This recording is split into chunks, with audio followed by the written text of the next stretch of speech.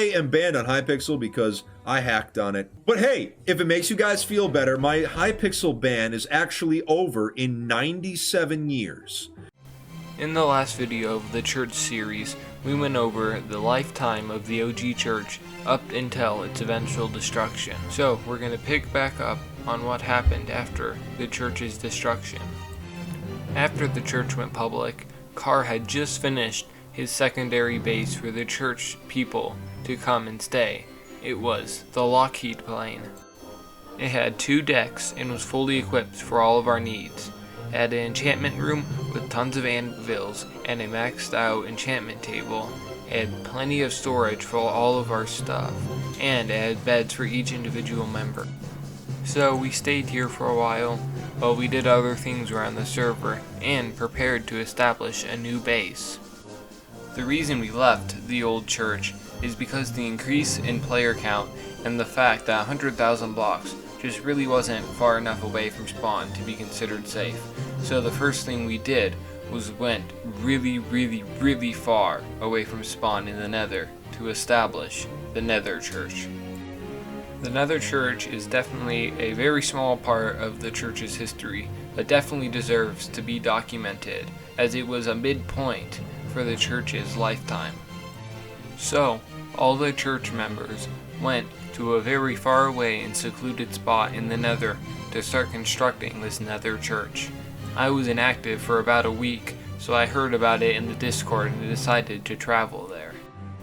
At the center of the Nether Church was this big ginormous church or building or whatever you want to call it that had a bunch of seats and a really cool sign and throne in the middle of it. Outside of the main church building were pathways leading to various parts of the base, such as the terraformed area that me and Perliza worked on with his cat house and his multiple farms, and Doors' space shuttle.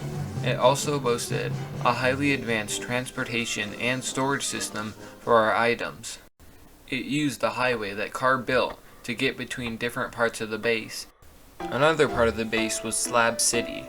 It was a giant nether fortress with the surroundings covered in slabs, so no mobs could spawn. It was used by Doors and Gloom to hunt for wither skeletons and stockpile skulls. Perliza also found that you could grow melons and other crops in the Nether, though it wasn't as effective as in the overworld. If you did it on a large enough scale, it would be productive. But we were very limited by the fact that we were in the Nether, so we could not have all the free ranges of building. And since there was lava everywhere and gas, it just wasn't really suitable for our creative freedom. So we decided to move for the last time to the overworld to create a sort of heaven for the OG church members. But we'll touch on that in another video.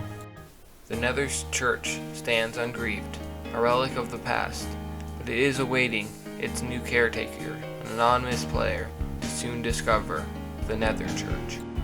This really was one of the shorter parts of the church's history, only lasting about a month, I'd say. So sorry that this video is pretty short. I'm going to be doing a deep dive in my next church video, so stay tuned for that. See ya. For me, I didn't mind so much that Elytra got patched. I didn't mind that Bedrock deletion got patched. What got me was carpet duping. Why would you patch carpet duping?